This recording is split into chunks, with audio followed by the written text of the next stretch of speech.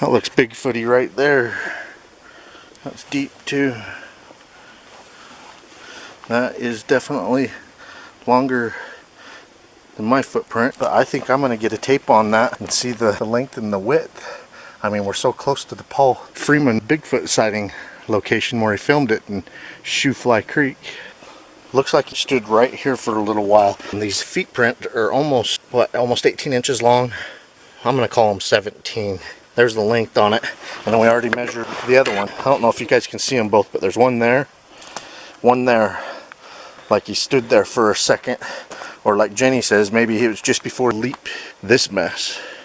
You know, he may have gotten his feet pretty close together to stop and look, or to leap. They're a little over 17 inches long, and this one at the widest point, a little bit less than 8 inches wide. Across the toes, you're getting about 8 inches wide there. And then this one over here, this one, it looks like it flipped a rock. This one, and remember, it's not necessarily the shape of their foot, but the damage they did to the ground. And this, it looks like this rock used to be sitting right here at the edge of the foot, and him hitting the edge here flipped the rock back. Much nicer than how he damaged the ground right here. I don't know. We're in a Bigfoot sighting hotspot area. These don't look like bear. They look more like older Bigfoot. And he may be heading off that direction. It's all mossy through there. Yeah, the soil isn't as nice for footprints as it is right here where we got a couple. But yeah. I know I hear people say that, oh, there's pine needles in there, it can't be fresh, and it's like, I'm sorry, but yeah, I think he mushed the pine needles down that were already there. You know what I mean? Some of them, maybe. Yeah. All right. We're going to keep looking around the Paul Freeman Bigfoot sighting area. Many other Bigfoot sightings that have happened in this area. We're going to tell you a little bit about those too. We received an interesting video of a strange dark-colored figure from the Blue Mountains of Oregon. This is near where the famous Paul Freeman Bigfoot video was filmed. Our team has been in the Blue Mountains in Washington and Oregon on several expeditions looking for the elusive creature, including the location Freeman filmed a Sasquatch. Later, the casts of the tracks were authenticated by a PhD as coming from a real animal or creature.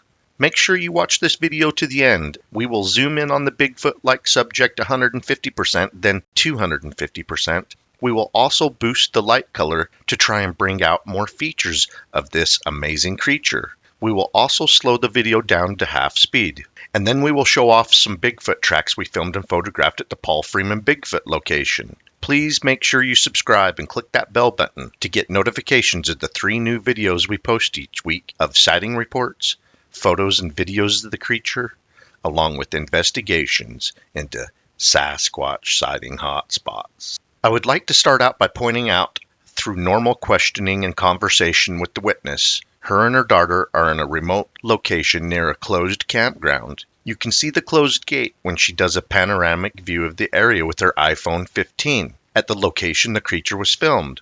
There are no other cars around. Whatever is traversing at the top of the steep mountainside and rock formations did not drive to that location. Kelly sent us an interesting video and stated on our media site, saw what I thought was a person, but my daughter couldn't see, so I recorded and zoomed in to show her. I didn't record long because I didn't want to be a creep. Looked back at the video when I got home and realized how far away we really were. He was at the top of the mountain and I was on the road below. You wouldn't see a human from that far of a distance, so I zoomed in even more. RMSO asks, what did you think it was? Were you able to estimate its height or width? Kelly continues, I honestly thought it was a person at first, but something was just off. It was very big, as I'm actually far away from this hillside, but I could see it from where I was before I even started recording on my phone. To me, it looked very tall, long arms that swayed towards its rear when it walked. The way it freezes when it stops is weird. It's all black to me. The strides I feel are very big to be noticeable from that far. The atmosphere was very off-filling. I don't know how to describe it. I could feel it looking at us. Huge sense of being watched. The shoulders looked very wide. I see it looked wobbly at first, but it also looked like it was limping. Completely unsure. I don't know a lot of information about Bigfoot, so it made me highly curious what I encountered. I don't believe it was a person.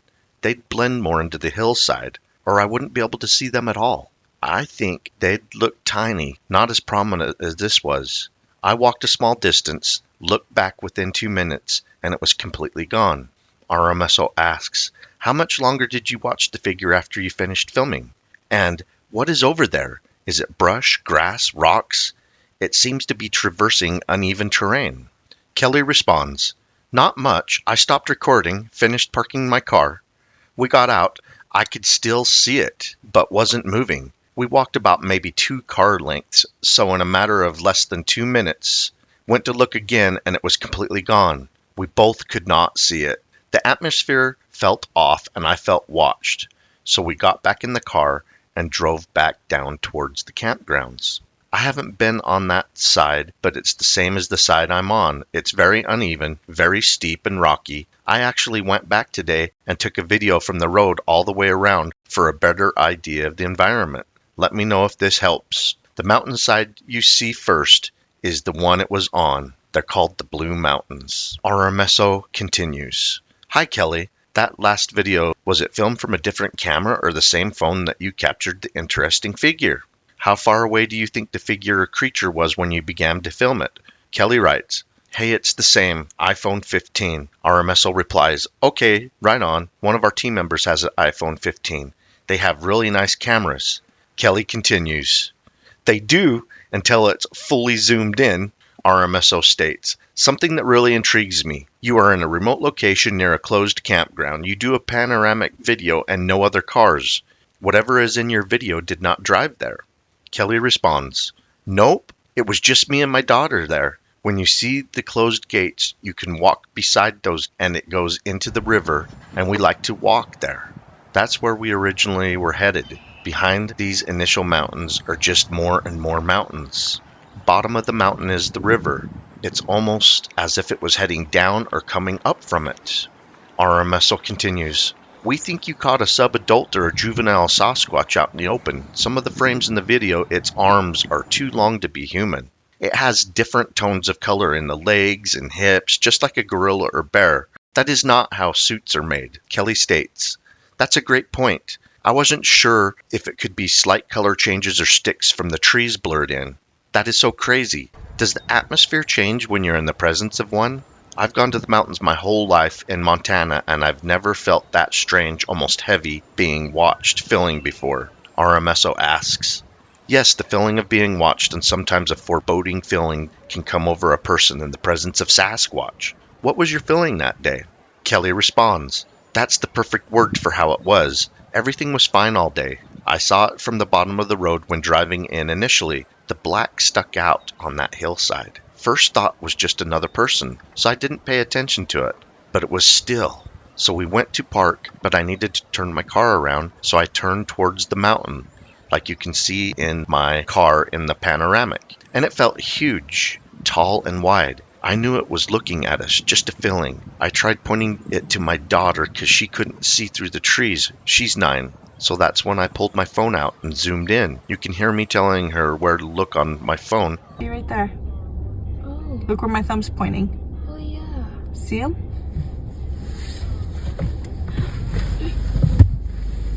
What is that?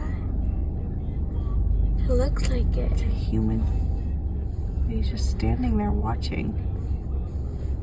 So I used my thumb to show her on the screen. She said, what's that? What should have been my first clue, it was not the look of a human if she didn't know what it was. I said human and ended the recording. Finished flipping my car around.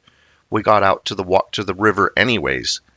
I could still see him there. Still like he was at the end of the clip. He walked maybe 2 car spaces, so maybe 2 minutes or less. Looked again and he was gone.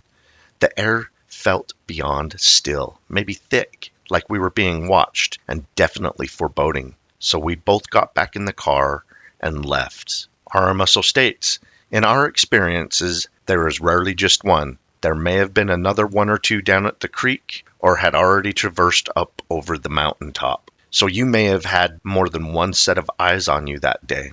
Kelly continues, maybe that's why it felt so heavy filling. More than one. I'll be honest, I was never into Bigfoot. I didn't doubt they existed because I think we are fools to think there isn't something living in these massive mountains that we don't know about. But it's like the paranormal. Some believe and some think you're absolutely crazy. I absolutely believe paranormal because I've had many experiences my whole life. Bigfoot didn't spark my attention the way paranormal does, but my dad is very big into Bigfoot. So I know a few things, not a lot.